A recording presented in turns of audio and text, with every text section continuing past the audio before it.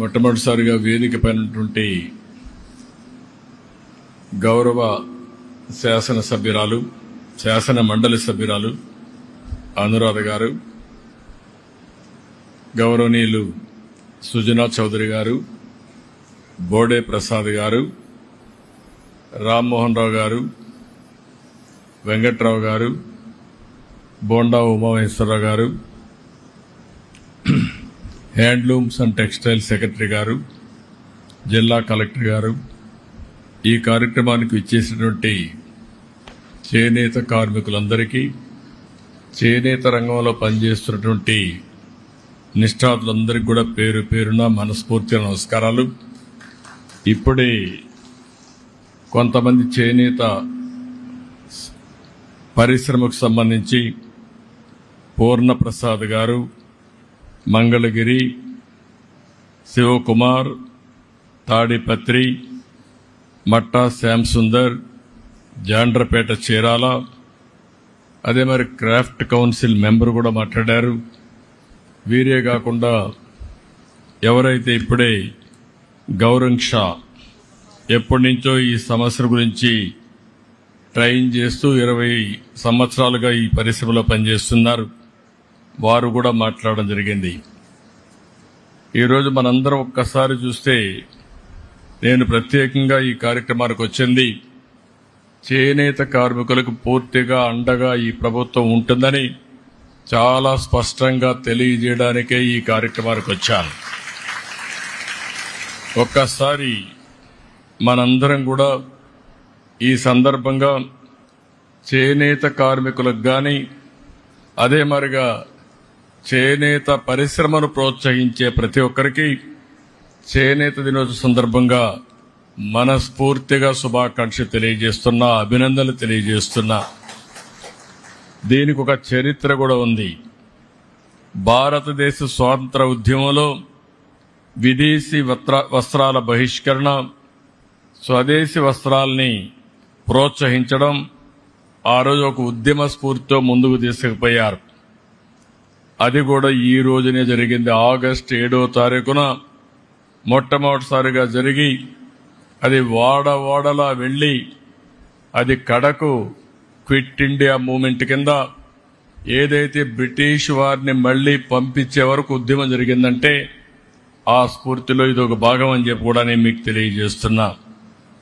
అదే మరి మన దేశంలో కూడా 2015 నుంచి ఈ యొక్క చేనేత అంతర్జాతీయ దినోత్సవాన్ని జరపాలని చెప్పి అనుకోవడం, కేంద్రంలో మోడీ గారు చేయడం, నేను ముఖ్యమంత్రిగా ఉన్నప్పుడు 2015 నుంచి ఈ కార్యక్రమానికి శ్రీకారం చుట్టాం.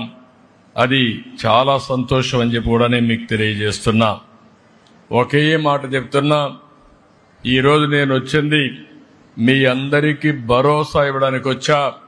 అందరితో సమానంగా చేనేత కార్మికుల్ని పైకి తీసుకొచ్చే వరకు ఈ ప్రభుత్వం నేను అండగా ఉంటామని మరొక్కసారి స్పష్టంగా మీ అందరికీ హామీ ఇస్తున్నా. నేను చాలా ఎన్నికల్లో చూశాను. ఏ ఎన్నికలు వచ్చినా కొంతమంది అటో ఇటో వెళ్లారు, కానీ చేనేత కార్మికులు మాత్రం మూకుమ్మడిగా బలపరిచింది తెలుగుదేశం పార్టీనే బలపరిచారు అన్ని ఎన్నికల్లో. అది ఆ రోజు సమైక్య ఆంధ్రప్రదేశ్ కావచ్చు, ఈరోజు నవ్యాంధ్రప్రదేశ్ కావచ్చు, ఎప్పుడు కూడా ఎక్కడ చేనేత కార్మికులు ఉంటారో అక్కడ ఎప్పుడు తెలుగుదేశం పార్టీకి మెజారిటీ వస్తుంది, ఆదరణ చూపించారు. అది ఎప్పటికీ గుర్తుంటుందని చెప్పి కూడా నేను మీకు తెలియజేస్తున్నా. చేనేత రంగం ప్రభుత్వ నిర్లక్ష్యాలతో తీవ్రమైన సంక్షోభంలోకి వెళ్ళింది. అందుకే ఈరోజు చూస్తే గడిచిన ప్రభుత్వంలో, తెలుగుదేశం ప్రభుత్వంలో అనేక కార్యక్రమాలు చేసి మిమ్మల్ని అందరినీ ఆదుకున్నాం. కానీ ఇటీవల ప్రభుత్వాన్ని మనం చూస్తే నేతన్న హస్తం పేరు చెప్పి మీకు అందే అన్ని రంగాల పథకాలు అన్ని రద్దు చేసే పరిస్థితికి వచ్చారు. అంటే ఏదో ఒక 24,000 రూపాయలు మీకు ఇస్తే దాంతోనే మీ జీవితాలు బాగుపడిపోతాయని, పెన్షన్ 3,000 ఇస్తున్నాం, ఇప్పుడు 4,000 ఇస్తున్నాం, కానీ నెలకు 2,000 ఇస్తే మీ జీవితాలు మారిపోతాయనుకోవడం ఏ విధంగా సబబోమని ఒక్కసారి ఆలోచించుకోవాల్సిన అవసరం ఉంది. అన్ని పథకాలని రద్దు చేశారు. అదే మరిగా సొంత మగ్గం ఉంటేనే చేనేత నేస్తమన్నారు. ఆప్కో ద్వారా కొనుగోళ్లు ఆపేసే పరిస్థితికి వచ్చారు. అదే మరి నూలు రంగుపై సబ్సిడీ కూడా ఎత్తేశారు. పావలా వడ్డీ రుణాలు తీసేశారు. ఒక మాటలో చెప్పాలంటే అన్ని రుణాలు రద్దు చేసి మీ పొట్టగొట్టే పరిస్థితికి వచ్చారు. ఈరోజు గడిచిన ప్రభుత్వాన్ని మీరు చూస్తే కార్మికులకి, చేనేత రంగానికి 226 కోట్ల రూపాయలు అప్పు పెట్టే పరిస్థితికి వచ్చారు. బకాయిలు పెట్టే పరిస్థితికి వచ్చారు. కానీ ఒక్క మాట మీకు అందరికి గుర్తు చేసుకోవాల్సిన అవసరం ఉంది. చరిత్ర కూడా తెలుగుదేశం ప్రతిపక్షంలో ఉన్న, అధికార పక్షంలో ఉన్న ఎప్పుడూ చేనేత కార్మికులకు పోరాడిన పార్టీ తెలుగుదేశం పార్టీ అని మరొకసారి స్పష్టం చేస్తున్నా. 2007లో 3072 కోట్లు చేనేత రంగం రుణమాఫీలు చేయాలని ఆనాటి కాంగ్రెస్ ప్రభుత్వం చెప్పి మోసం చేస్తే గట్టిగా పోరాడాం. ఇప్పటికి కూడా నాకు గుర్తుంది. 2000 మేము పోరాడిన పోరాట ఫలితంగా 2011 ఆనాటి ముఖ్యమంత్రి రోసయ్య గారు చీరాల్లో మేము వ్యతిరేకంగా ఉద్యమం చేస్తే 109 కోట్ల రూపాయలు మాఫీ చేయించాం. అది చాలదని 110 కోట్లు చేయకపోతే 2014లో అధికారంలోకి వస్తానే 110 కోట్ల రూపాయలు రుణమాఫీ చేసి చేనేత కార్మికులకు ఇచ్చిన మాట నిలబెట్టుకున్నాం. ఈరోజు మీరు ఒకసారి చూస్తే ప్రతి ఏటా 2014 నుంచి 250 కోట్ల రూపాయలు బడ్జెట్ కేటాయించాం. 90,795 మంది కుటుంబాలకి 100 యూనిట్లు కరెంటు ఉచితంగా ఇచ్చాం.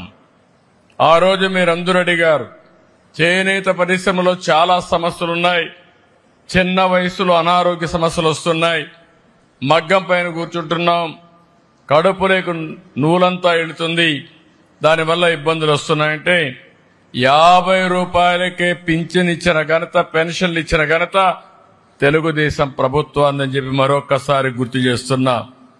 నూలు రంగుల పైన 20% సబ్సిడీ ఉంటే దాన్ని 40% పెంచాం. మరమగ్గాలకు 50% రాయితీ కోసం 80 కోట్ల రూపాయలు ఖర్చు పెట్టాం. 1,11,00,000 మంది చేనేత కార్మికులకి 2,000 రూపాయలు పింఛనిచ్చాం. ఆప్కో ద్వారా చేనేత వస్త్రాలు కొనుగోలు చేశాం. అంతర్జాతీయ మార్కెట్ క్రియేట్ చేశాం. ఎక్కడికక్కడ దీన్ని ముందుకు తీసుకుపోయే పరిస్థితికి వచ్చాం. ఆదరణ 2లో 60,000 మంది పనిముట్లు, 70,000 మగ్గాలకి మోటార్లు కూడా ఇప్పించాం. ఇంకొక పక్కన 70,000 మంది చేనేత కార్మికులకి మోటరైజ్ జకార్డ్ లిఫ్టింగ్ మెకానిజం సదుపాయాలు కల్పించాం. 55,500 మంది చేనేత కార్మికులకి 26.62 కోట్ల రూపాయలు రుణం ఇచ్చాం. ఇవన్నీ చేసి ఆ రోజు ముందుకు పోయామంటే అది చేనేత పరిశ్రమ పైన ఉండే శ్రద్ధ. నేను ఒకే విషయం చెప్తున్నాను, ఎప్పుడు కూడా తెలుగుదేశం పార్టీ పెట్టినప్పటి నుంచి తెలుగుదేశం పార్టీకి అండగాసిన వ్యక్తులు వెనుకబడిన వర్గాలు, బీసీలు. ఆ బీసీల్ని ఎట్టి పరిస్థితుల్లో మరిచిపోమని మరొక్కసారి మీ అందరికీ హామీ ఇస్తున్నాను.